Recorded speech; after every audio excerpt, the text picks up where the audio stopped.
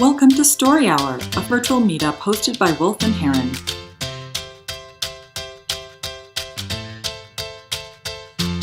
Molly, I'd love to turn it over to you. The stage is yours. You've got 5 minutes. So the worst heartbreaks I've experienced haven't been with boyfriends or almost boyfriends or never going to happen, but I'm going to pretend boyfriends. The worst heartbreaks I've experienced have been with friends, best friends, the kind of friends you can't imagine not being friends with until you aren't friends anymore. The first time I ever experienced a friend breakup, I was in high school. So of course, everything is amplified. I mean, the world could be on fire and it doesn't matter because your mom's late picking you up to soccer practice. Like everything is way harder. I was a senior in high school and sort of being edged out of my friend group, terribly traumatic. And of course, instead of processing what that actually meant, because that wasn't a thing I did at 18, I just covered it up with distraction and busyness and getting ready for college. But a seed was planted during that experience. And I experienced losing a friend quite a few more times after that. I began to fear what it meant to get close to someone. I started to assume they'd eventually go away. I was careful not to hurt people, and I avoided conflict at all costs. So when I did mushrooms at my birthday party without Kendall, after telling Kendall I would do mushrooms with her at my birthday party, I panicked.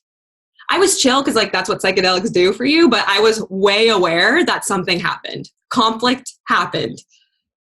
I didn't mean to do mushrooms without her. I was a little tipsy at the time. It was my birthday. I was self-absorbed. I forgot. But what's worse is I did it with 2 other friends, Carly and Justine. So it wasn't a good look. It was exclusionary. This is why you lose friends, my inner monologue cried out loudly. You don't do what you say you're going to do. Kendall took one hard look at my dilated pupils and said, "Cool," and walked out of the party. It took us a while, but Carly eventually realized that she had been using Kendall's portable phone charger earlier that day.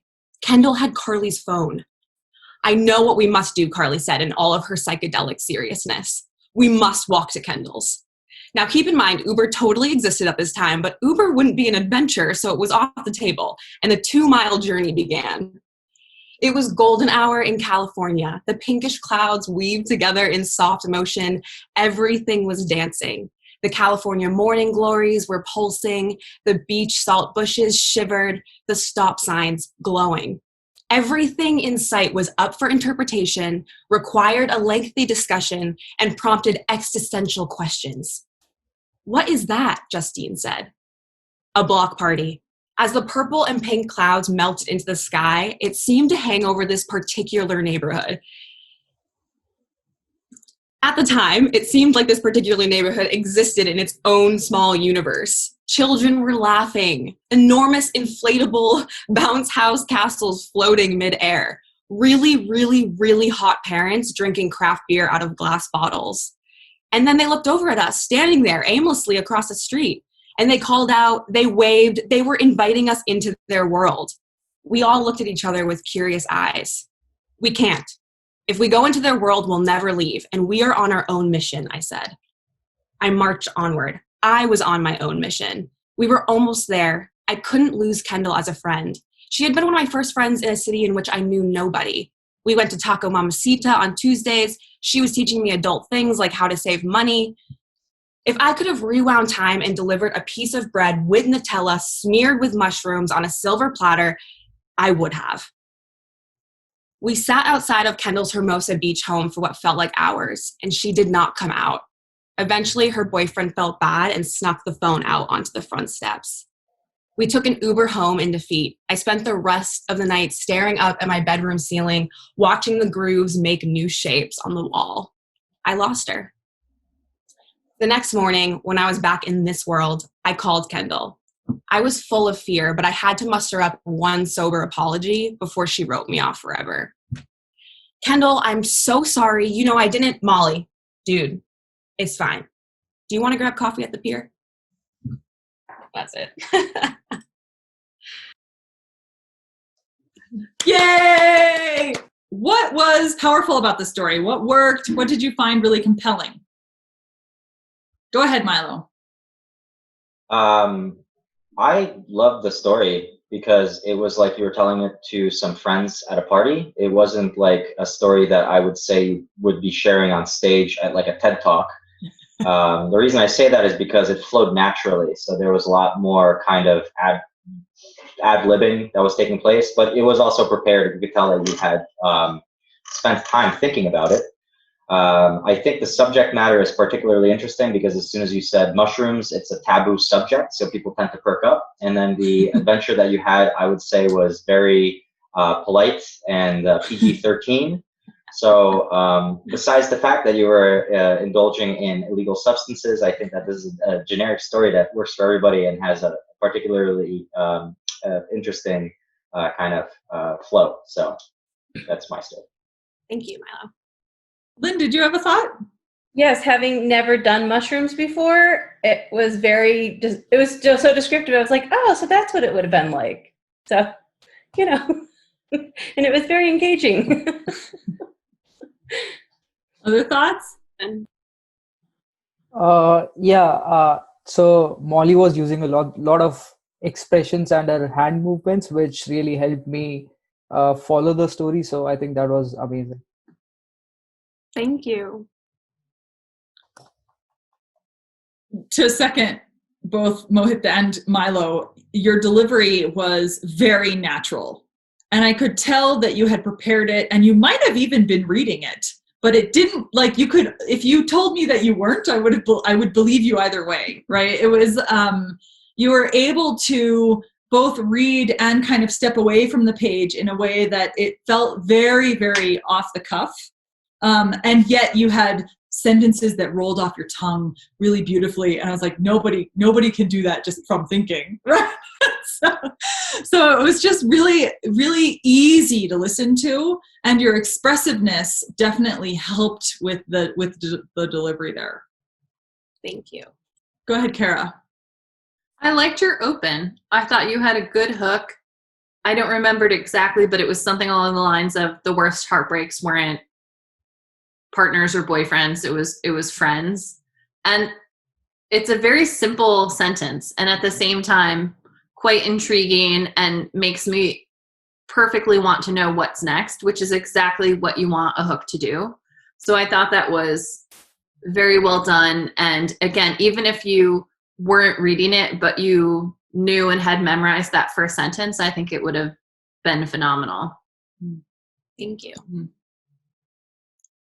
Hey, I'm Neil's gonna on. I'm going to echo what a few other people said, but I think that you used a lot of great imagery, and I feel like you painted a picture with the golden hour and the clouds and things like that. That really, it almost felt like I was on the journey with you. It's the way it kind of flowed was really nice, and I feel like I almost felt like I was in your shoes, like one of your other friends, like kind of walking with you on this journey, which I thought was really good. Thanks, Neil. Hillary, did you have a thought?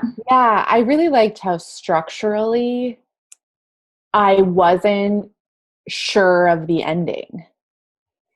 I didn't know when you got to the end. I wasn't like, oh, this is how it's going to wrap up. And I knew that, by minute 2 or whatever, right? I really liked that.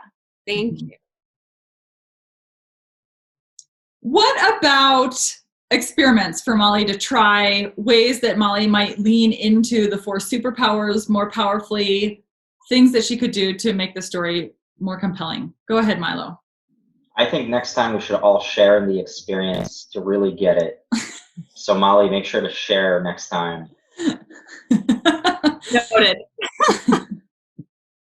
On a serious note, I think that it was particularly well said, but I didn't really get it sounded more like kind of like just a regular story. There wasn't really much of an impact for me at the end.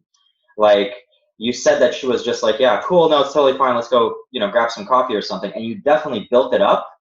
I just feel like it didn't really have the weight of it. And I don't know how to, usually what I like to do is give a criticism and then kind of suggest how to do something differently. Maybe flesh out the relationship that you had with her. And in the future, if you're telling a story like this, perhaps put a piece into the story that already threatens your relationship.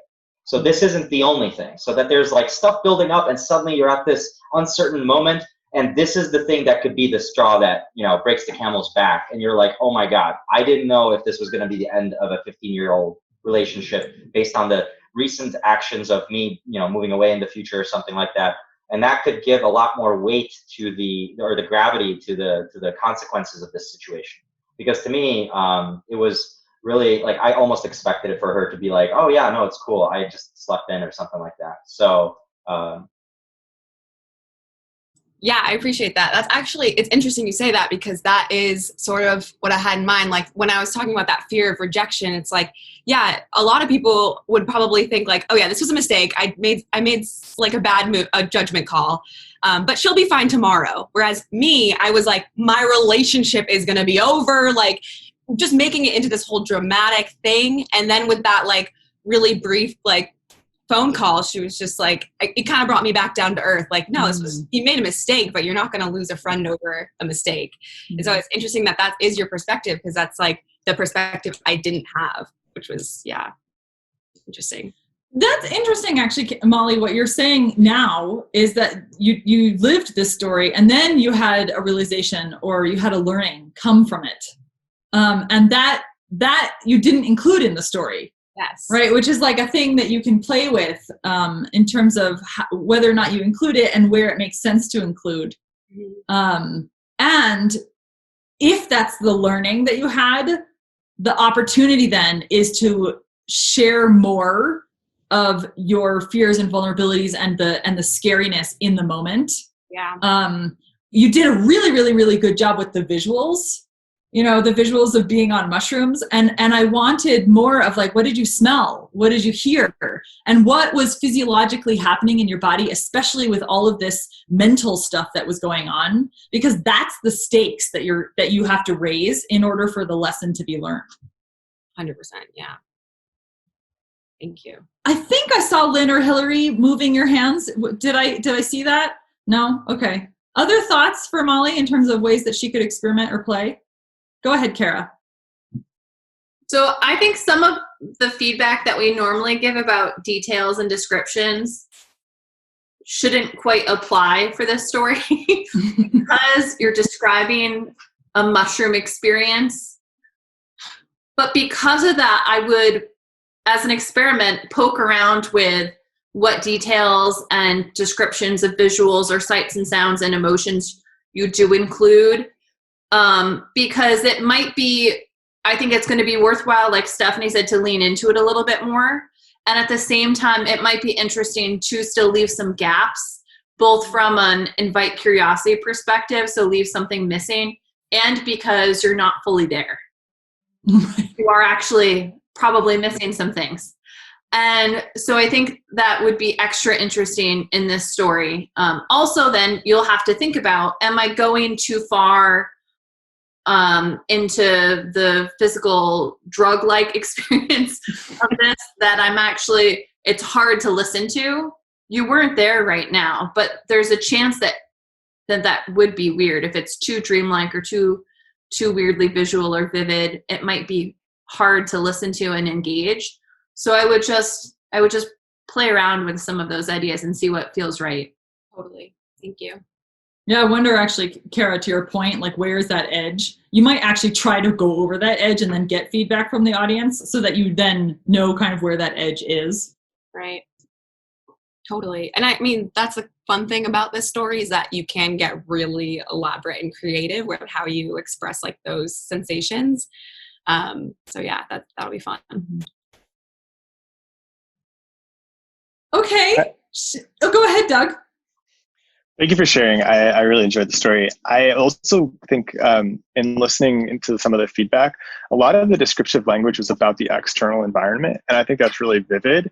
There's an opportunity to take just a couple of those pieces and maybe turn it inward to be a bit more descriptive about how you were feeling. Because I think I got there, but it was less evocative. And if the story is about how you feel with friends and like the anxiety of losing friends, there's an opportunity to make that feel more amplified so that I like also feel it a little bit more. Yeah, totally. Yeah. Thank you.